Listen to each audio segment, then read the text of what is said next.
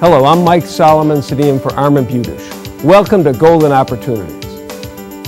Today, the Supreme Court has had its say and the Affordable Care Act is here to stay. We'll review the benefits headed your way. Is your frown getting you down? We'll give you new reasons to smile. Then we'll tour a local museum that gives added oompah to our passion for polka. Plus, it's the #1 killer of women. We'll get to the heart of this alarming statistic. And we're not being mean or vindictive, but you may be better off when your ex-spouse dies. It's time to get going, so pull up a chair and join us at our kitchen table for Golden Opportunities.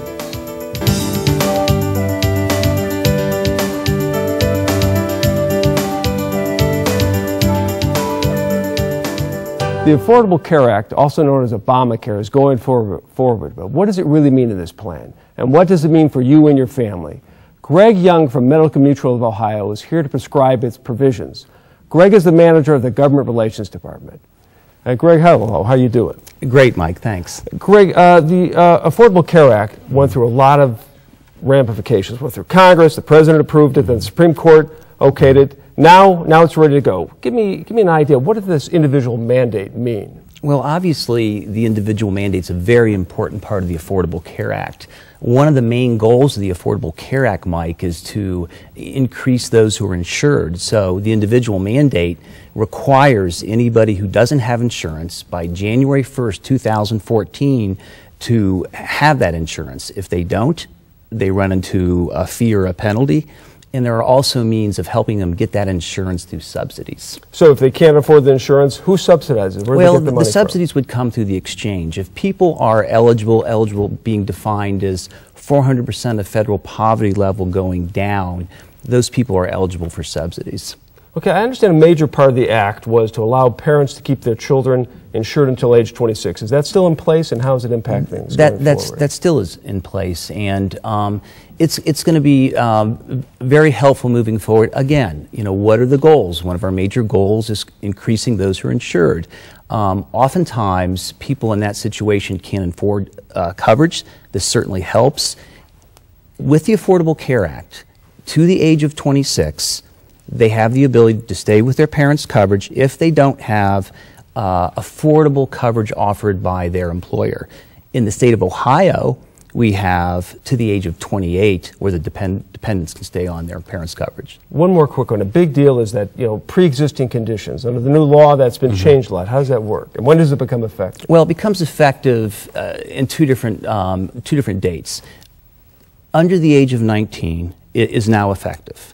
January 1st, 2014, everybody with a pre-existing condition can go ahead and access care.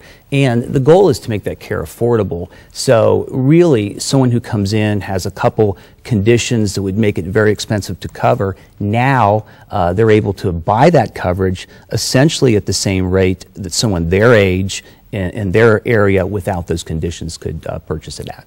And what about well care? How does that impact it? Well, again, prevention and well care is very important. The goal is increasing enrollment, trying to reduce costs. When you look at the prevention, what we've done in the Affordable Care Act is identified high-value services. And then we're saying to the patients, hey, we want you to access these.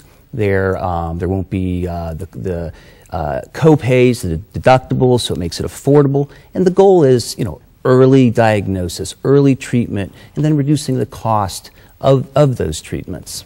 Well, that's a lot to cover when it comes to the Affordable Care Act. And while we can't wait and we can't afford any more time today, in a few weeks we'll have a close look at what the law specifically impacts and how it impacts seniors. My thanks to Greg for joining us today, and to learn more, use the information that's coming up next. To find out more, visit Medical Mutual of Ohio's website at www.medmutual.com. Next, we'll bring a smile to your face. But first, the profile of a pretzel can be puzzling, but there is a rational reason for its famous form. Can you show us what its shape suggests? We'll arm you with the answer when we return.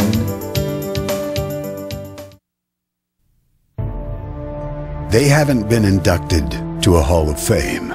They don't get stopped for autographs or photos. They don't have entourages or shoe deals, but they still deserve our applause and admiration because they are fighters, believers, heroes. We are the Metro Health System. We are the proud sponsor of the comeback. We're your racing, batting, boat, and golf, and homemade ice cream fun place. Swings and things has lots to do for you and all the kids. A go-kart track that's really fast, mini golf that's unsurpassed, a batting range for rain or shine, games and prizes too. Oh, you can take a ride on the bumper boat seats, ice cream cones or root beer floats. Paintballs flying through the air when you're at Swings and Things. When you're at Swings and Things.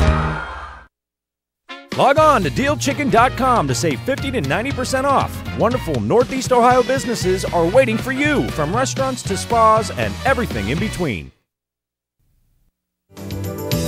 Thank heavens for those French monks who, in 610 AD, created the contours of the taste-pleasing pretzel.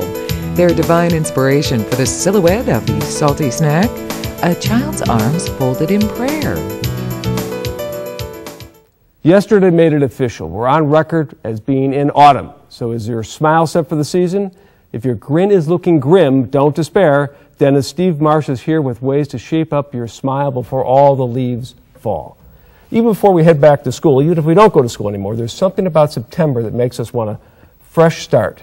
Well, and I think that's right. Whether you are a teacher, as you suggested, a student, or somebody who has insurance before the end of the year and wants to use that up. Those are all motivations for people to change their smile, in a sense. And again, it's a wonderful time to think about what you can do. And what I did today, Michael, is I brought a series of pictures of patients I've treated recently, and we'll go from simple to more complex. And this is an interesting situation. This is a patient, and again, you see her befores and afters. If you focus first on the lower teeth, you can see that they're very ill-arranged, if you will. They had shifted. She was somebody who had braces when she was a child, and she had also had some bonding, and a couple of her teeth look very triangular. Now, it happens, Michael, she lost her job recently, and she thought, before I go out, one of the things that's bothered her is smile, and she never smiled as much as she could. So in the upper arch, we did some reshaping. I did new bonding. We did some gum contouring, which we now do with a laser. And on the lower, we just did some reshaping. She had a beautiful smile when she was done. She said, I'm absolutely thrilled. I'll be able to smile again. And actually, just this week, Michael, she called me and said she couldn't come to her next appointment because she got a job. Oh, that's great. So you're we like to think for we employment. well, it's gratifying, but I don't think, she had other good qualities, if you will. Yeah. Now, do you have any other examples? Yeah, and again, we're going to go from some fairly simple ones. And this young lady, again, the before and after was the sister of a bride. And actually, the wedding's coming up this weekend. And she wasn't happy with her smile. A number of members of her family came into me.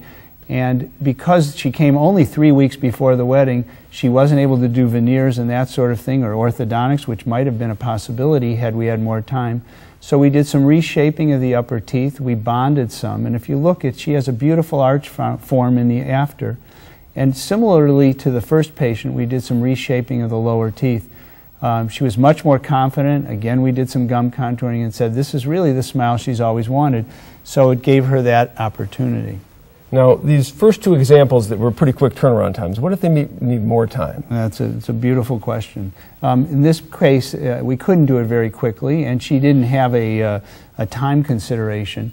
She had always been bothered by the space between her teeth. She also was unhappy with the color of the teeth. And so we thought, what could we do to give her an improvement? And Michael, we tried bleaching her teeth. We used Zoom whitening, and Zoom whitening works fairly well. But in this case, it didn't respond as well as we would have liked, and she also didn't like the shape of her teeth and the spaces. This is a woman who was in her late 60s, I think early 70s, and over a period of about 3 months, Michael, we did some reshaping of the teeth. We did porcelain veneers, and because she had a very wide smile, we did 8 or 10 veneers. And that gave her the smile that she's always wanted. And as a side note, she also said for years she had trouble with food getting caught between her teeth. And you know, as we mature, our teeth tend to separate a little. And so we were able to close the separation. So it's a much more beautiful smile and also one that doesn't attract more debris. Now, I understand for the next one you had plans, your patient had a musical aspect to it. Well, yeah, he's very involved in the Cleveland music community, very well known, and had actually, as a kid, had a tooth that turned dark from a root canal, and then that tooth became loose over the years, and he said, what can we do? We were unable to do an implant with him, but we were able to do a porcelain bridge, and this is actually his picture. He came into me with that space like that. He'd been a patient for a number of years. We told him at some point we thought we would lose that tooth, again because of periodontal disease and bone loss. And the other thing that happened over the years is his teeth started to flare. And again, he's in the public a lot. And so we ended up doing an all porcelain bridge. In the past, Michael, we used to use porcelain with a metal framework, and today we don't have to do that. This is all porcelain. Our porcelains are very strong, and that's what we were able to do with him, and it was a very proud smile. Now, finally, the last one deals with a politician, so explain that one to me. Well, she's very active. She's an attorney just like you and became a politician. And Michael, you can see that she had a very large gum show, if you will, when she smiled. She was very unhappy with that. And again today, whether used by a periodontist or a general dentist, we actually raised the gum tissue, and we did that with a diode laser. It healed right away. We shortened the teeth and then did porcelain veneers. Again, that took a little more time. So whether you're going from something small to large, given the time, we'll be able to customize the treatment for each patient. Oh, that's great. If you've been waiting to create a beautiful smile, make this your season. And to follow through, give Steve a call. Here's his number next. See what Dr. Stephen Marsh can do for your smile by calling 440-461-1003 or visit www.clevelandsmiles.com. Next, taking pride in Polka's most popular personalities. Looking for places to go, things to do? Welcome to our community calendar. I think that I shall never see a poem lovely as a tree. So picture this, photographs of timely trees on display in the Shaker Centennial Tree Exhibit, taken by members of the Nature Photography Club at the Nature Center at Shaker Lakes. You can focus on these photos through October 5th at the Shaker Heights Public Library. To learn more, call 216-321-5935 or visit www.shakerlakes.org. We all know Cleveland is the birthplace of rock and roll, but before we all twisted and shouted, we danced with the delight to the pulse of the polka. Joe Valensik is the president of the National Cleveland-Style Polka Hall of Fame and Museum, and is here to press the point that polka is music to our ears. That was a mouthful, wasn't it? Well, America has its good time music with polka music, and Cleveland is the polka capital of the world. It's a tradition that goes back a century. Actually, in many American industrial cities like Chicago, Detroit, Pittsburgh, Youngstown, polka music and polka dances were popular all from the 1920s into the 1970s and are still going strong today. And here in Cleveland, we have the National Cleveland-Style Polka Hall of Fame and Museum, which honors a particular style of American dance music that has its roots in polka melodies from the Cleveland area and also other Slovenian communities around the country. So what sort of different sorts of styles are there? Well, the Polish style has a lot of brass instruments. There's also, it's more of a bouncier style. The Czech or Bohemian style is more of a big band sound. You also have a Tex-Mex polka, which uses a lot of accordion and rhythms and melodies from the borderlands. But the Cleveland style is leveraged on the accordion, that's the primary instrument, and then with a banjo, a bass, a drum set, and a saxophone to round it out. Probably the best known polka musician or a polka band leader was Frank Yankovic, and in the 1940s and 1950s he really got America on its feet to dance the polka. And so you brought an accordion with us? Tell us a little bit about this. This is a Cleveland-made Mervar accordion from 1926. It's from our collection at the Polka Hall of Fame. And this was the preferred accordion back in the 1920s and 30s.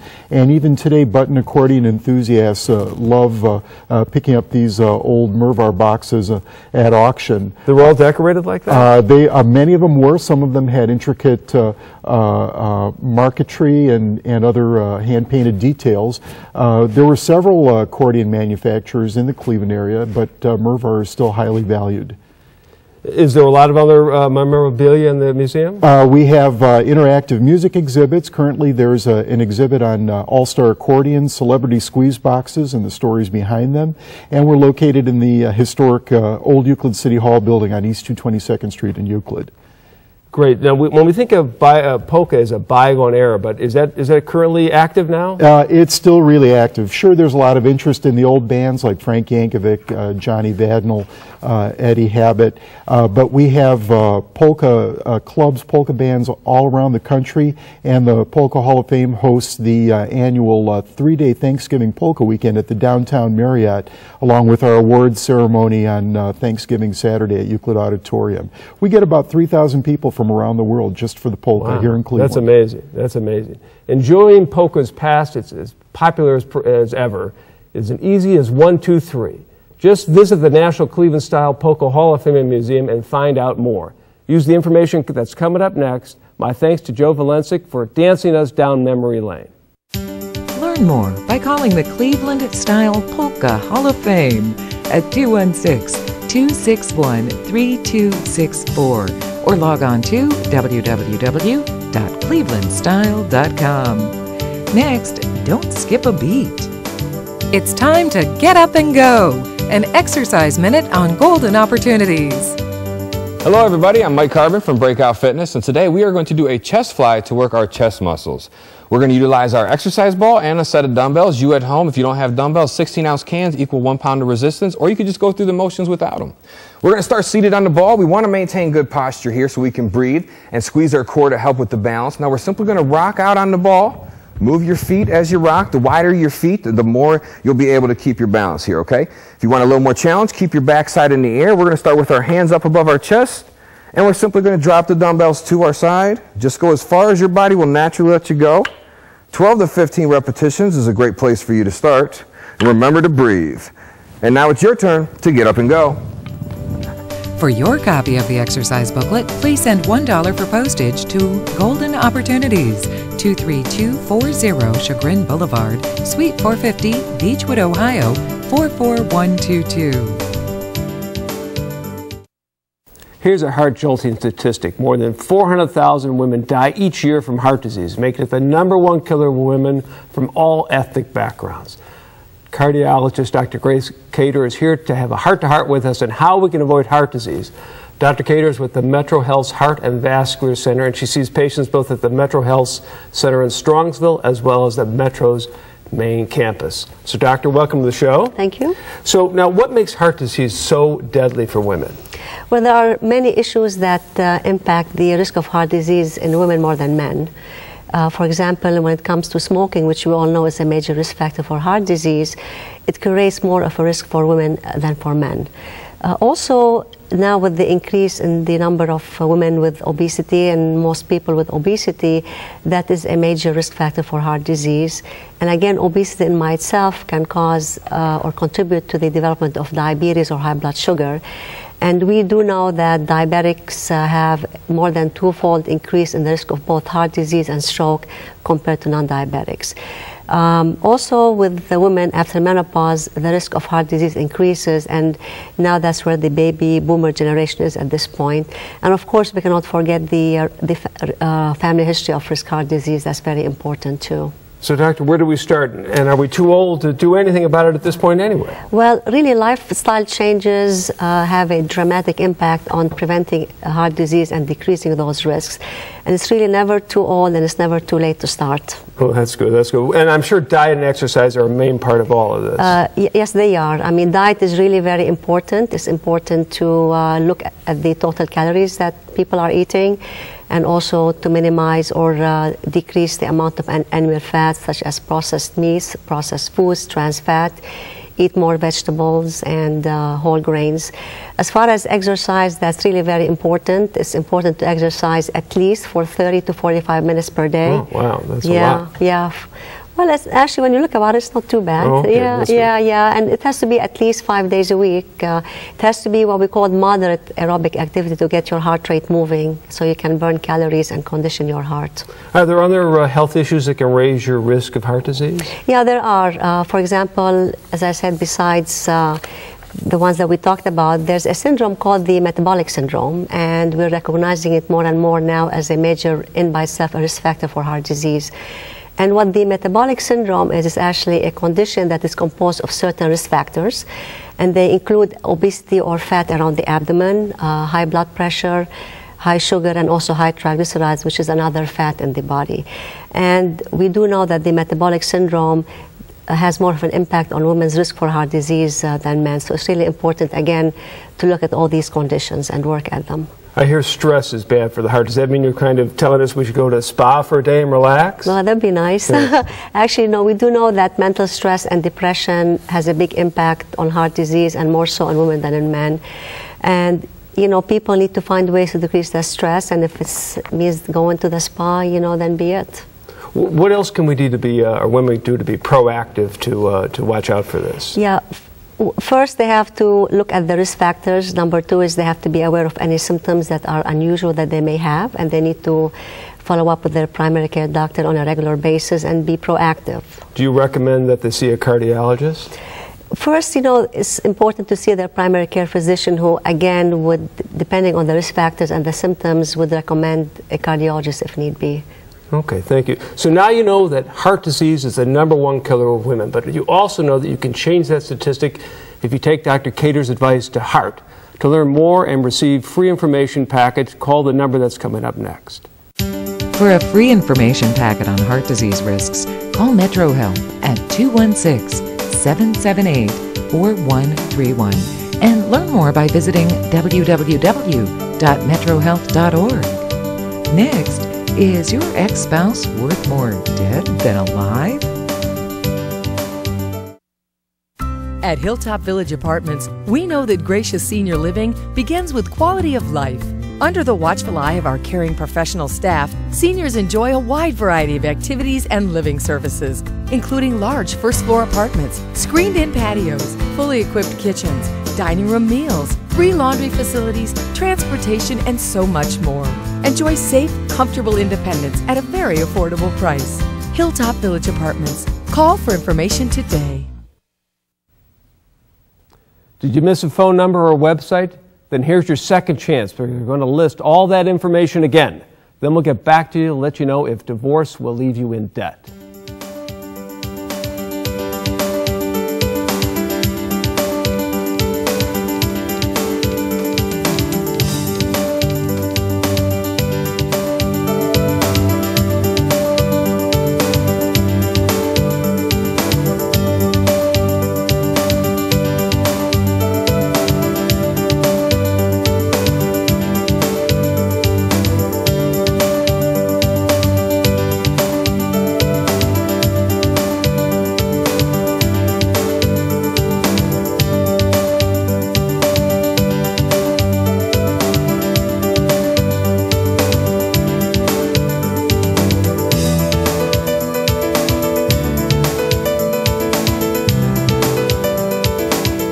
Divorce is often a miserable experience. At one time or another during the proceedings, you might have succumbed to the dark fantasies of your spouse falling off a cliff or getting eaten by sharks.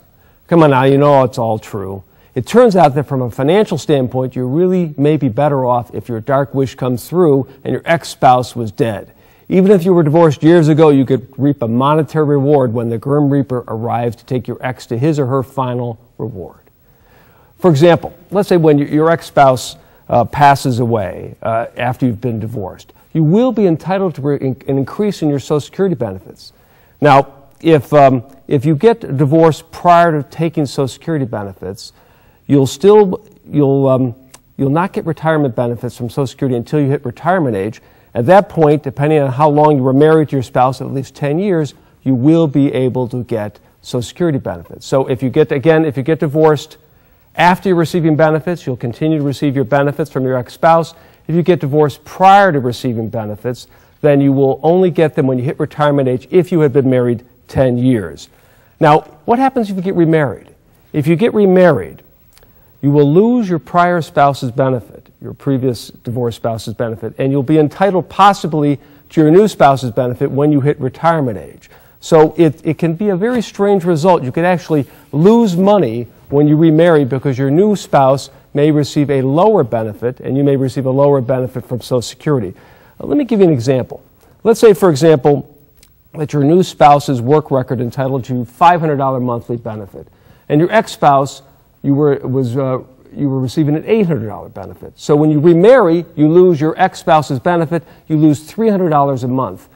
When your ex-spouse dies, however, this is a very strange result, you now get back the $800. So what we've seen in many situations is that on a divorce, when someone remarries, they end up losing hundreds of dollars, possibly thousands of dollars over the years in Social Security benefits. And then the strange result under the Social Security system was when their ex-spouse dies, they actually go back to their higher benefit. A very, very strange result, but that's the way the law works. Now, an important point to note, when this is not an automatic change, when your ex-spouse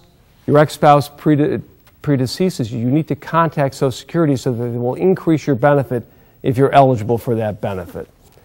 When your ex-spouse dies, you may be entitled to an increase in your Social Security benefits.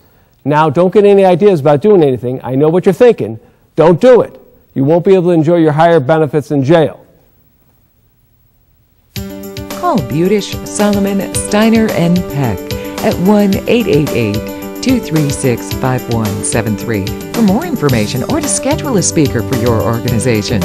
Or log on to www.budishandsolomon.com.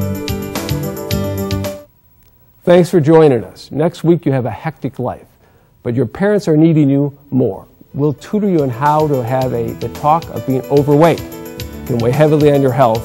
We'll share tips to getting you in shape, and then we'll propose ways to protect yourself from financial fraud. And can a parent or a spouse with Alzheimer's make a will or power of attorney? We'll make you aware of the answer. Until then, please remember to make the most of your golden opportunities.